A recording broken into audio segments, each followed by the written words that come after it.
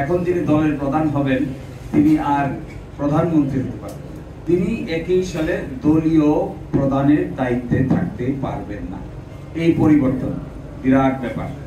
আগে আমরা দেখেছি এক ব্যক্তি প্রধানমন্ত্রী, তিনি দলেরও প্রধান, তিনি হাউসেরও প্রধান, তিনি সরকারের প্রধান, সবই গণভোট। কিন্তু এখন যিনি দলের প্রধান হবেন তিনি আর প্রধানমন্ত্রী হতে পারবেন।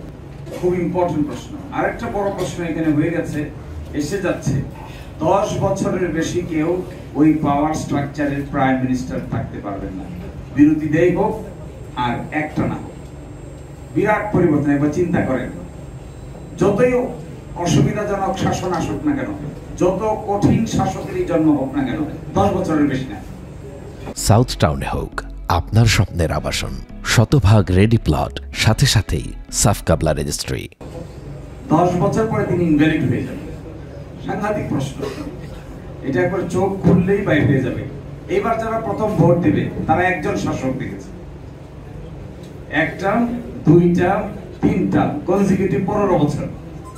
কিন্তু এখন যে পরিবর্তনের সূচনা করা হচ্ছে সেখানে 10 বছর পরে অটো ওই ব্যক্তি ইনভ্যালিড হয়ে যাবে, কনস্টিটিউশনালি বার্ড হয়ে যাবে। বিরাট স্ট্রাকচারাল ডিজাইন পরিবর্তন হয়ে যাচ্ছে। পার্লামেন্টের দুইটা হয়ে যাবে, একটা হয়ে যাবে উচ্চ কক্ষ, একটা হয়ে যাবে নিম্ন কক্ষ। উচ্চ কক্ষ গঠিত হবে, নিম্ন কক্ষের নির্বাচনে যে পার্সেন্টেজ হবে এই পার্সেন্টেজ অনুযায়ী উচ্চ কক্ষ গঠিত হবে। কোন দল যদি 5% পায়, 5%-এর বিনিময়ে তিনি 100 আসনের মধ্যে 5 জন পাবেন।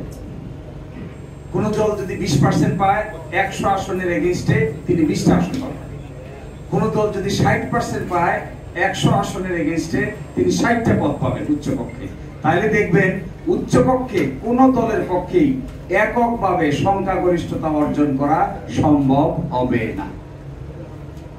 ধরেন বাংলাদেশে একটা দল এককভাবে কত পার্সেন্ট ভোট পায়? 30, 40, 45, 42, 43, তাহলে 100-র ভিতরে 43 জন পাবেন। এর মানে কি দাঁড়াচ্ছে? এটার নাম হবে সিনেট। এখানে প্রস্তাব করেছে এটার নাম হবে সিনেট। নিম্ন কক্ষের নাম হবে সংসদ, উচ্চ কক্ষের নাম হবে সিনেট। তাহলে নিম্ন কক্ষে একটা বিষয় পাস হয়ে যাওয়ার পরে উচ্চ কক্ষের একজন স্পিকার, ডেপুটি স্পিকার আছে, নিম্ন কক্ষের আরেকজন স্পিকার, ডেপুটি স্পিকার আছে। ওই ডেপুটি স্পিকার উচ্চ কক্ষেরটা হবে বিরোধী দল থেকে, নিম্ন কক্ষের ডেপুটি স্পিকার হবে বিরোধী দল থেকে। আর্টিকেল 70-এর ব্যাপারে বলছে দুইটা ছাড়া বাকি সব নিজস্ব পার্টির বিরুদ্ধে ভোট দিতে পারবে। স্বাধীনতা পাচ্ছে সংসদরা, সাংসদরা স্বাধীনতা পাচ্ছে, সংসদ সদস্যরা লিবার্টি পাচ্ছে। এক হলো অর্থ বিল আর একটা হলো নো কনফিডেন্স। এই দুইটা ছাড়া বাকি সব জায়গায় দলের বিরুদ্ধে ভোট দিতে পারবে। প্রাইম মিনিস্টারের পার্টির মেম্বার অফ পার্লামেন্ট থাকা সত্ত্বেও প্রাইম মিনিস্টারের মতের বিরুদ্ধে গিয়ে আলোচনাও করতে পারবে, ভোটও দিতে পারবে, এগ্রিও করতে পারবে, ডিসএগ্রিও করতে পারবে। যে আমার ভাই যারা মৃত্যুবরণ করেছেন তাদের জীবনের বিনিময়ে, রক্তের বিনিময়ে structural design of the state পরিবর্তন হচ্ছে। সাংঘাতিক ব্যাপার। এটা যদি প্র্যাকটিস করা যায় আগামী 10, 20, 30 বছর, তাহলে বাংলাদেশ একটা নতুন শেপ নিবে, নতুন একটা কাঠামোগত পরিবর্তন ডেভেলপ হবে। 30 বছর চিন্তা করেন, চোখ বন্ধ করে 30 বছরে 10 বছর করে 3 জন লোক আসতে গেছে। যে লোক সরকার প্রধান সে লোক পার্টি প্রধান না, যে লোক হলো উচ্চ কক্ষে আছে সে লোক নিম্ন কক্ষে নাই। উচ্চ কক্ষে মেজরিটি এক দলের, নিম্ন কক্ষে মেজরিটি আরেক দলের।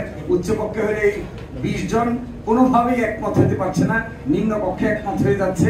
এই যে একটা বিরাট বড় পলিটিক্যাল ডিসকাশনের জায়গা ওপেন হচ্ছে, এটা 30 বছর কন্টিনিউ করলে nation will see a new dimension in the political atmosphere. এখন আমাদের ভাইরা রক্ত দিয়েছে, জীবন দিয়েছে, কারণ এগুলো হচ্ছে। যেমন ধরেন এখন যে প্রস্তাবটা করেছে, বলেছে প্রথম প্রস্তাব হবে কি গণভোটের ক্ষেত্রে, এটা বলেছে একটা আদেশ জারি হবে। এইটা দেখে আমি খুব আশান্বিত হয়েছি। এটা এখন বসে বসে পড়ছিলাম, এখানে বলা হচ্ছে